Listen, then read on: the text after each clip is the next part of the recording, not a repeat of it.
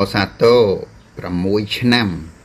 ជូតឆ្លូវថោះមួយសាញ់មួយមេរកា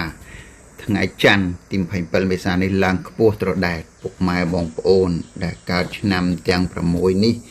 ថ្ងៃនេះរាសីឡើងខ្ពស់ត្រដែតពុកម៉ែបងប្អូនប្រកបកិច្ចការងារអ្វីនឹងស្រស់បំព្រងដូចផ្កា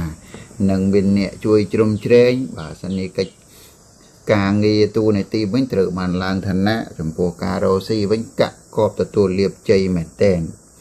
ឯរឿងពាក់ព័ន្ធទៅនឹងក្រុមគ្រួសារគូស្រករណាពាក់ព័ន្ធនឹងស្នេហាវិញគឺមានភាពអុកល្អឿនល្អប្រសើរមែនទែនសម្រាប់ពុកម៉ែបងប្អូនដែលកើតឆ្នាំទាំង6នេះ